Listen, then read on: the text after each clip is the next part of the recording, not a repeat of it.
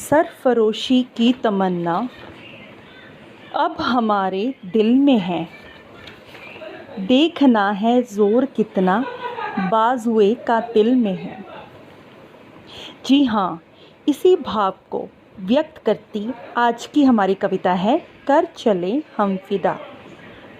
इस कविता को करने से पहले आइए विद्यार्थियों, सबसे पहले हम इसके अधिगम प्रतिफल जानेंगे। विद्यार्थी देशभक्ति का उत्साह प्रवाहित करने वाला गीत गुनगुनाने योग्य हो जाएंगे। भारत चीन युद्ध के ऐतिहासिक पृष्ठभूमि को जान पाएंगे। शहीद हुए देशभक्तों के बलिदान की महत्ता को जानने योग्य होंगे।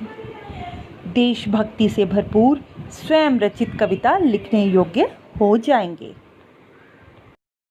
इस कविता को करने से पहले आइए इसके कवि के बारे में कुछ जानते हैं। कैफ़ी आज़मी का जन्म 19 जनवरी सन 1919 को उत्तर प्रदेश के आज़मगढ़ ज़िले में मजमा नामक गांव में हुआ था।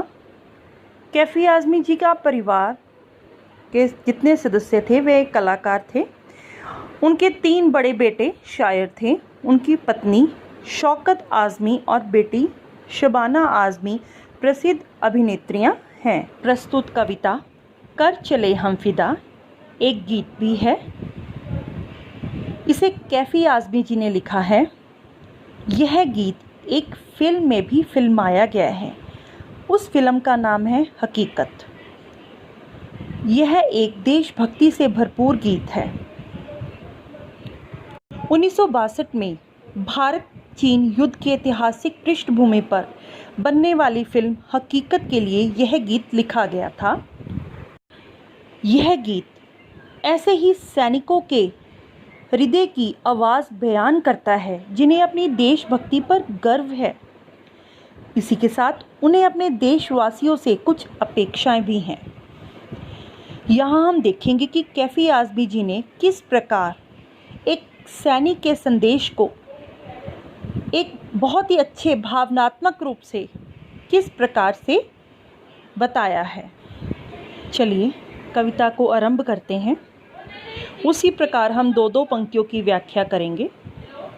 कर चले हम फिदा जानो तन साथियों, अब तुम्हारे हवाले वतन साथियों। फिदा का अर्थ है न्योछावर, हवाले सौंपना। सैनिक यहाँ कहते हैं कि हम तो अपनी जान देश के लिए न्योछावर कर रहे हैं, अब तुम्हारे हवाले वतन साथियों। यहाँ साथियों बोला गया है देशवासियों को कि अब इस देश की सुरक्षा का भार भारत के देशवासियों पर हम सौंप कर जा रहे हैं।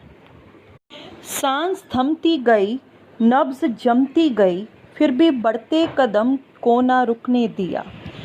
नब्ज़ कहते हैं नाड़ी को, जो आपकी धमनियाँ होती हैं जिसमें खून दौड़ता है उसे कहते हैं नब्ज़।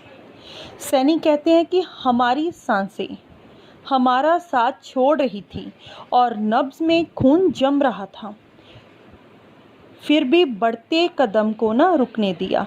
फिर भी हमने अपने कदमों को रुकने नहीं दिया। घायल होने पर भी हमने दुश्मनों का मुकाबला डट के किया। कट गए सर हमारे तो कुछ गम नहीं, सर हिमालय का हमने ना झुकने दिया।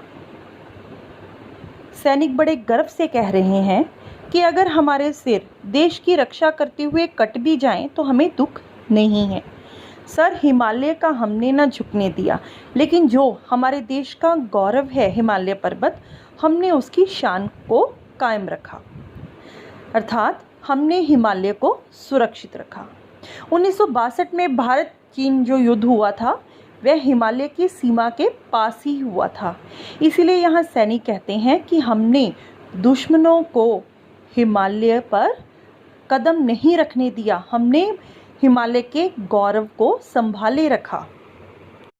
मरते मरते रहा बागपन साथियों, अब तुम्हारे हवाले वतन साथियों। बागपन का अर्थ हो गया वीरता का भाव। मरते मरते रहा बांकपन साथियों। सैनिक यहाँ गर्व महसूस करते हुए कहते हैं कि उन्होंने मरते मरते भी वीरता से दुश्मनों का जो है वो मुकाबला किया। दुश्मनों का मुकाबला उन्होंने वीरता के भाव से किया। अब तुम्हारे हवाले वतन साथियों, कि अब हम अपना बलिदान दे रहे हैं। अपना बलिदान देते हुए सैनिक कहते हैं कि हे देशवासियों, कि हमने अपनी वीरता के भाव से दुश्मनों का डट के मुकाबला किया, उनको अपनी सीमा के इस पार आने नहीं दिया। अब हम बलिदान देते हुए कहते हैं कि देशवासियों, इस वतन का जो की सुरक्षा है, इस वतन की सुरक्षा का भार अब हम तुम्हें सौंप रहे हैं। अगली पंक्तियाँ, जिंदा रहने के मौसम बहुत हैं मगर जान देने की रुत रोज़ आती नहीं। रुत का अर्थ हो गया मौसम। सैनिक देशवासियों को संबोधित करते हुए कहते हैं कि आपको अपनी पूरी ज़िंदगी में ज़िंदा रहने के बहुत अवसर मिलेंगे, बहुत मौके मिलेंगे, लेकिन जान देने की रुत रोज़ आती नहीं। लेकिन देश के लिए बलिदान देने का अवसर हर किसी को रोज़ नहीं प्राप्त होता।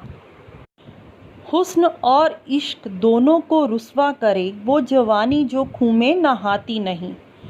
हुस्न का अर्थ हो गया सुंदरता, रुस्वा बदनाम, खून का अर्थ हो गया खून। सैनिक कहते हैं कि ऐसी सुंदरता व ऐसा देश प्रेम किस काम का, अर्थात ऐसी सुंदरता व ऐसा देश प्रेम बदनाम है जो देश के काम ना आ सके। यदि उस जवानी में देश के लिए खून ना बहाया तो वह जवानी जो है वो व्यर्थ है।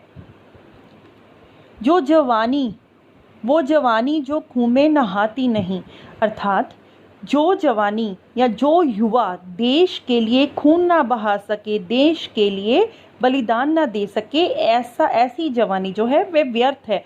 अर्थात युवाओं को देश की रक्षा के लिए आगे बढ़ना चाहिए। आज धरती बनी है दुल्हन साथियों, अब तुम्हारे हवाले वतन साथी। सैनिक अपनी धरती माँ को दुल्हन के रूप में यहाँ बताते हुए देशवासियों को प्रेरित करते हुए कहते हैं कि जिस प्रकार एक वर का लक्ष्य है वधू को प्राप्त करना, उसी प्रकार हमारे लिए हमारी धरती जो है एक दुल्हन की भांति है और हमने उसकी रक्षा करनी है। अब इस पंक्ति में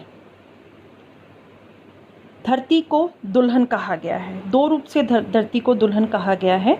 एक तो जैसे मैंने आपको बताया कि जो सैनिक हैं वो कहते हैं कि हम जो है धरती हमारी दुल्हन है और हम उसकी रक्षा में स्वयं का जो बलिदान है वो दे रहे हैं।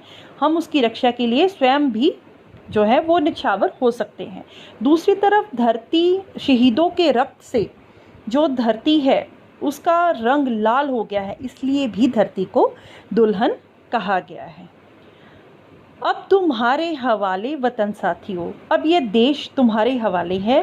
देशवासियों, इसकी रक्षा के लिए बलिदान के मार्ग पर तुम्हें आगे बढ़ना होगा। प्यारे विद्यार्थियों, इस कविता का भाग 2 हम कल करेंगे। धन्यवाद।